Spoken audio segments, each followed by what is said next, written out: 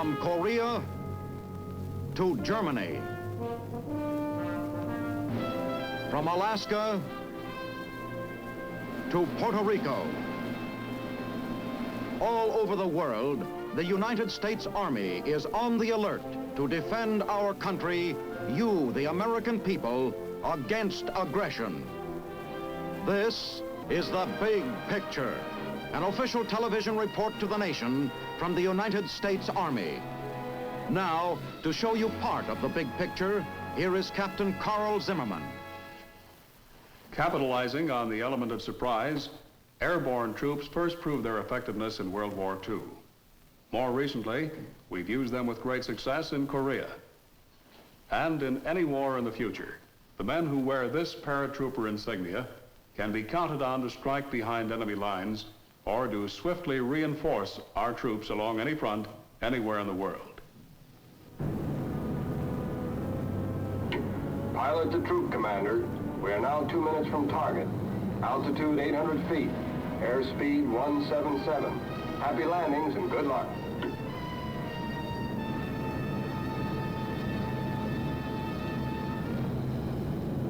The time, 0900 hours, Good Friday, March 1951.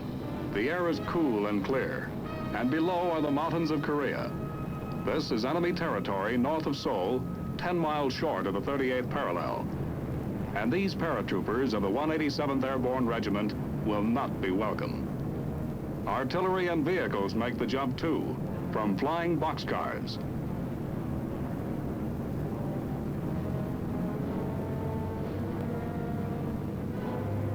The 187th lands near Munsan, and by nightfall, it achieves its objective, destroys the remnants of a retreating North Korean army, and links up with advancing UN tanks and ground infantry, completing our second successful airdrop in Korea. As for future operations, our airborne troops may well play a part. They stand ready. Now for a report on paratrooper training, we take you to the Airborne School at Fort Benning, Georgia. Those 250-foot jump towers are landmarks here at Benning, and a familiar sight to thousands of paratroopers who trained here at the Airborne Department during World War II. Men who fought at Bastogne and on a dozen other battlefields. As for the new arrivals here today, well, we begin by setting them straight on parachute training. An injury is almost an impossibility if you apply what you've been taught and do what you're told. Past experience has proven this. To date, hundreds of thousands of troopers have been trained since the school was founded back in 1941, and our injury rate is less than 0.2%. It's a sure bet when an injury occurs that the man was careless or he forgot what he was taught. Accidents caused by faulty equipment are very rare. Some of you will not have the stamina or the endurance to complete the course. This we know beforehand. Those that do complete the course, we feel, will uphold the high standards of airborne service. The chute packing room is where we're headed now to show you one reason why basic paratrooper training has been cut from 5 to 3 weeks. In the last war, we found that a trooper doesn't have time to repack his chute once he's jumped into combat. So why spend a week teaching him to fold it? Qualified riggers do all the packing now. A trained rigger can shake out these 28-foot canopies, clear the suspension lines, and pack up the whole works in 15 to 20 minutes. And we're saving time in another way. Let's go outside. Thanks to helicopters and assault transports, we've eliminated a week of glider training. You don't need any special training to sit in an egg beater, and these copters are less dangerous and more economical than gliders. They pick you up and drop you down nice and easy, and they can be used over and over again in an invasion. These babies have been mighty handy in the mountains of Korea, where glider landing would be pretty rough. In this business, you've got to keep ahead of the game, so we're always experimenting with new equipment. Like this new landing trainer, used to practice parachute landings. You never know when it will drop you or in what direction you'll fall. But one thing hasn't changed around here. you still go everywhere on the double.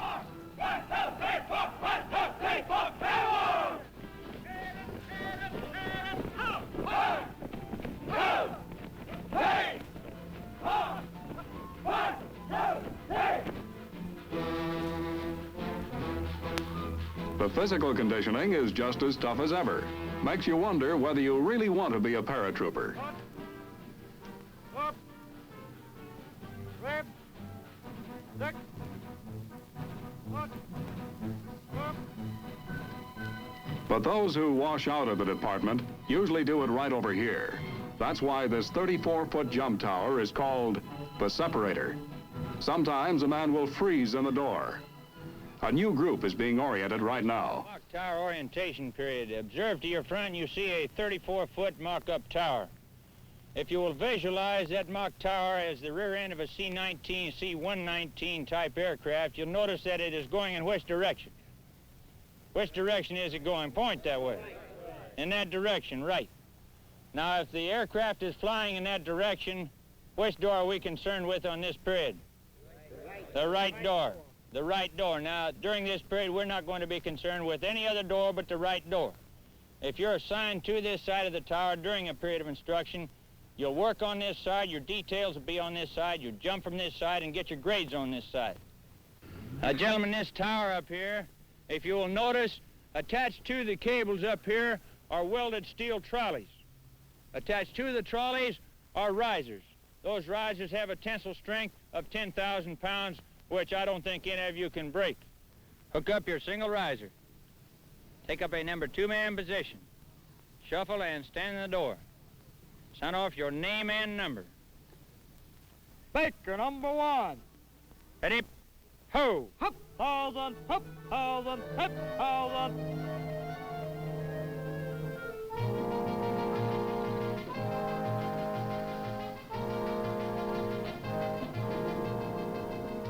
Here you learn the correct body position from the time you jump out of the plane to the time your chute opens. Every jump is criticized. 462. Soldier, you had your hands crossed on your reserve and you're too vigorous. You're trying to go out too far instead of going up in the air. Recover. 457. 457. Soldier, you had your head up. Over in the 250-foot tower area, men are learning to handle their parachutes. We'll move over there now. We call this the home of suspended agony. Uncomfortable, but it helps you learn how to handle your chute in the air, how to guide the direction of your fall by pulling on those risers. To slip forward, you pull on the front risers. Later on, men get a chance to practice this in the air. Way up in the air. Floating down from that 250-foot tower is quite a ride. We'll follow this man up just to show you the sights and give you the feel of a parachute jump. How do you like the ride?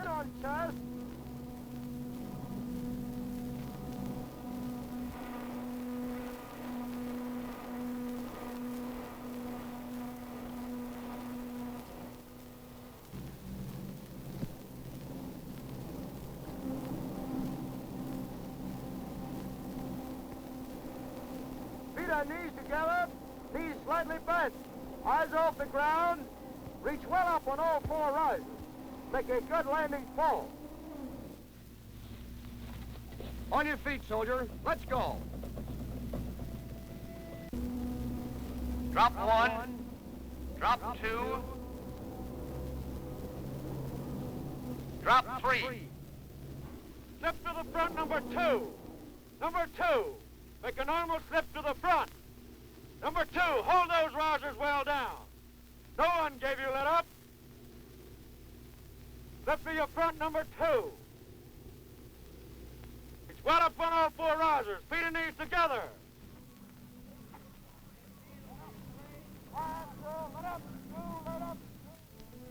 Over here at Lawson Air Force Base, men are waiting for the big test, an actual jump from a plane.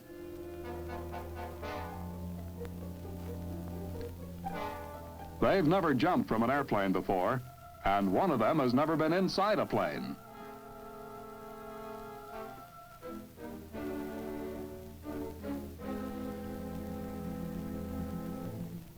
Equipment is checked carefully before the takeoff. Each man wears a reserve chute for emergency use.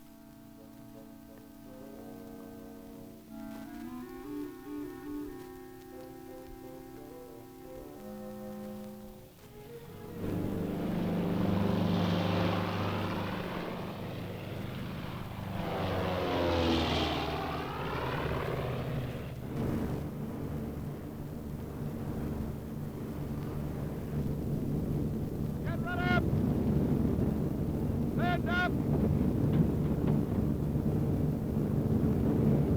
Buck up! Checking weapons!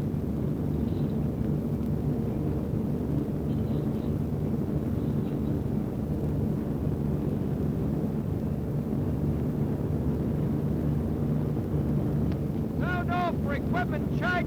16 okay! 15 okay! 14 okay! 13 okay! 12 okay! 11 okay! 10 okay! 9 okay! 8 okay!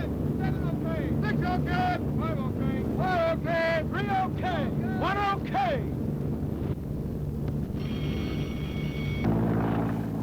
To get his wings, a student parachutist is required to make 5 jumps. They bail out from 1,000 feet up. Students are coached all the way down by instructors. Look around. Stay away from your fellow jump. Keep your eyes off the ground. You remain at ease during descent. Jumpers in the air. Prepare to land. Reach well up on all 4 rises. Feet and knees together. Knees slightly bent. Make a good parachute landing fall. Jumpers who have just landed, collapse your canopies. Jumpers who have just landed, collapse your canopies. Let's join these men now and find out how they enjoyed the jump.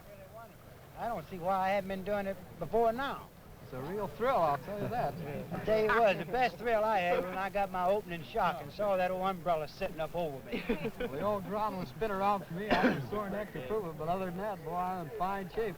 Well, the whole thing about this whole program, they've been teaching how safe it was to come out of that airplane and land. And I believe that they're absolutely right on it.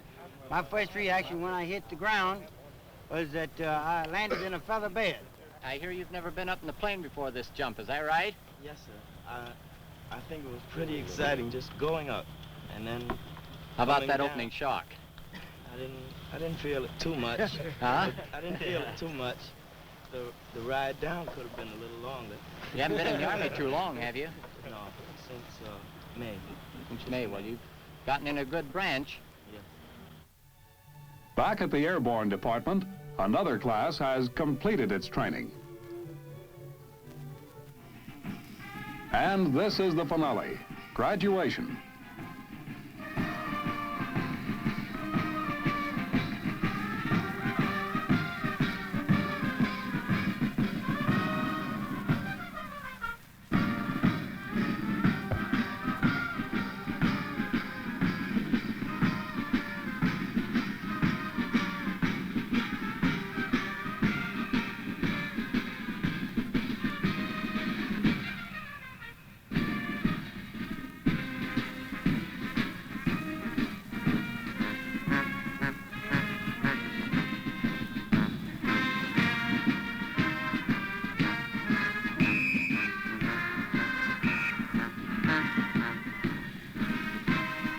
Officers and men who have worked and trained together to win their wings. Yes, they'll get an extra $50 a month jump pay, but training here gives a man something else. Pride and confidence in himself and in his ability to serve his country. That comes along with those paratrooper wings.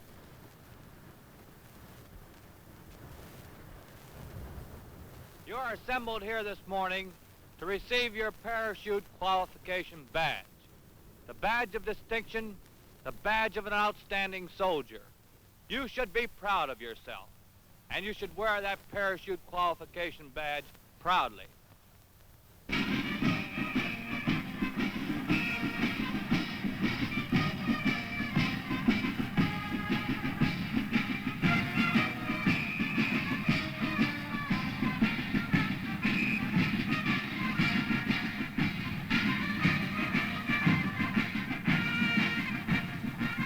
Soon these men will be serving with airborne units. Well-trained men and a credit to the service.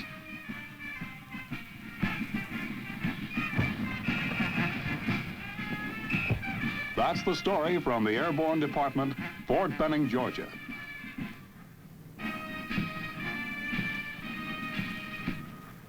One of the most famous units to which a new paratrooper can be assigned is the All-American 82nd Airborne Division. The men who served in it in World War II made this patch a symbol of good soldiering, courage, and determination. We thought it would be interesting to inspect this division as it is today through the eyes of a World War II veteran now back in civilian life. His report comes to us from the home of the 82nd, Fort Bragg, North Carolina.